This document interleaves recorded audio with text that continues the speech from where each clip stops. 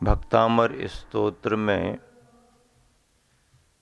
आचार्य प्रवर मानतुंग स्वामी ने युगादि पुरुष आदिनाथ भगवान की स्तुति की है।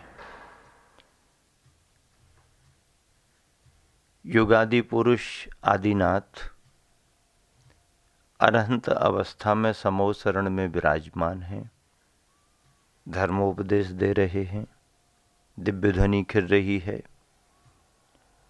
उनका विहार भी होता है। फिर अगली जगह भव्य जीवों के निमित्त से समोसरण की रचना होती है, धर्मोपदेश होता है। ऐसे प्रसंगों का वर्णन आचार्य प्रवर मानतुंग स्वामी ने अपने भक्तामर स्तोत्र में किया है। 35वें नंबर के श्लोक का उच्चारण करेंगे।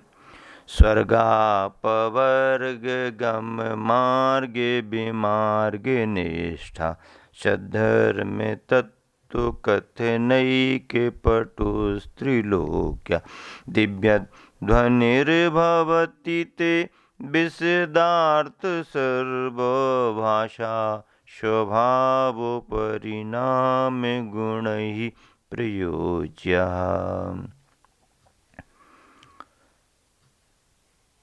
आचार्य प्रवर मानतुंग स्वामी कह रहे हैं, हे स्वामिन, आपकी वाणी स्वर्ग अपवर्ग गम मार्ग विमार्गन इष्टः, स्वर्ग और मोक्ष का रास्ता बताने वाली है। भगवान की वाणी कैसी है? स्वर्ग और मोक्ष का रास्ता बताने वाली है। स्वर्ग जाने का भी एक मार्ग है, मोक्ष जाने का भी मार्ग है। मार्ग है लेकिन मार्ग अदृश्य है। तुम्हारे चलने जैसा मार्ग नहीं है कि तुम पाँव पाँव पैदल पैदल चले जाओ, तुम अपने 2 व्हीलर 4 व्हीलर चलाने लगो, ऐसा नहीं है। मोक्ष का मार्ग रत्नत्रय का मार्ग है, परिणामों का मार्ग है। बाहर का बना बनाया कोई स्टेट हाईवे या नेशनल हाईवे नहीं है। ऐसे उस मार्ग पर जो हमारे परिणाम और प्रवृत्ति से निर्मित होता है, ऐसे उस स्वर्ग के मार्ग को और मोक्ष के मार्ग को बतलाने वाली है भगवान की वाणी। कल्याण कराने वाली है, इसका मतलब यह है। समीचीन धर्म तत्व का कथन करने में समर्थ है। धर्म समीचीन होता है, सम्यक होता है। आचार्य प्रवर समंत भद्र जी महाराज ने रत्नकंडक श्रावकाचार में कहा, देशयामी समीचीनम धर्मम, मैं समीचीन धर्म को कहूँगा, यानी धर्म में समीचीनता होना बहुत जरूरी है। तो ऐसे समीचीन धर्म तत्व का कथन करने में समर्थ। समीचीन धर्म का मतलब ये है कि धर्म सम्यक हो, सच्चा हो, वैज्ञानिक हो, व्यवहारिक हो और व्यवस्थित हो। वैज्ञानिक भी हो, व्यवहारिक भी हो और व्यवस्थित भी हो, इसका नाम है समीचीन धर्म। तो ऐसे समीचीन धर्म तत्व का कथन करने में समर्थनी सक्षम और सभी भाषाओं में परिणत होने रूप स्वाभाविक गुण से युक्त है।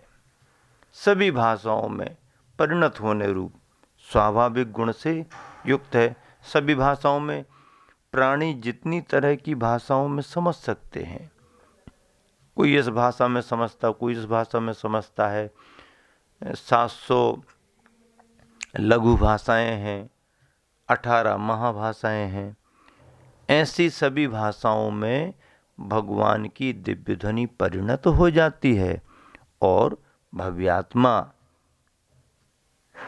उन भाषाओं में धर्म का सार समझ लेते हैं।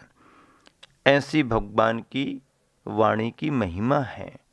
भगवान जब उपदेश देते हैं वचनावली खिड़ती है, भाषाओं में परिणत होते हैं दिव्य ध्वनि, और सभी बंधु अपने अपने हित की बात को समझ लेते हैं। भवांतरों का ज्ञान होता है सभी को। यह श्लोक दिव्य ध्वनि प्रातिहारी स्वरूप लिखा गया है और प्रकृति के प्रकोप का प्रहारक भी है। हाँ, इस श्लोक में जो सामर्थ्य है, प्रकृति के प्रकोप का प्रहारक। प्रकृति के प्रकोप क्या कहलाते हैं? प्रकृति विरुद्ध हो जाती है, तूफान की स्थिति बन जाए, बाढ़ की स्थिति बन जाए, भूकंप की स्थिति बन जाए, महामारियों की स्थिति बन जाए। अभी जो वर्तमान में कोरोना की स्थिति बनी है, ये महामारी की, ये प्रकृति का एक तरह से प्रकोप है। ऐसे प्रकृति के प्रकोप पर नियंत्रण रखने की सामर्थ्य इस श्लोक में है। रिद्धि मंत्र से जुड़ा हुआ है। ओम ह्रीम अर्हम छैलौषधि रिद्धे, छैलौषधि रिद्धि प्राप्तिभ्यो नमः, अर्घ्यम नृपामति स्वाहा। छेल औषधि किसमें है? ये औषधियाँ इसलिए बनती हैं कि रिद्धि संपन्न मुनि महाराज का जीवन, जो तपस्रण के प्रभाव से रिद्धियों को प्राप्त कर लेते हैं, उनके शरीर से संबंधित छेल, जल, मल आदि आदि जो भी चीज़ें हैं जिन्हें पवित्रता की दृष्टि से स्वीकार नहीं किया जाता है, असुचिता उनकी मानी जाती है, लेकिन रिद्धि संपन्न मुनिवर के शरीर से संसर्ग होने के कारण उनमें औषधि गुण आ जाते हैं। यह उस रिद्धि का प्रभाव है। इस श्लोक में यह रिद्धि सम्मिलित है। फूलों से मुस्कान है, मुख तेज सूर्य जैसा, शब्दों में कैसे है हो वर्णन, समता सागर जी मुनिराज का।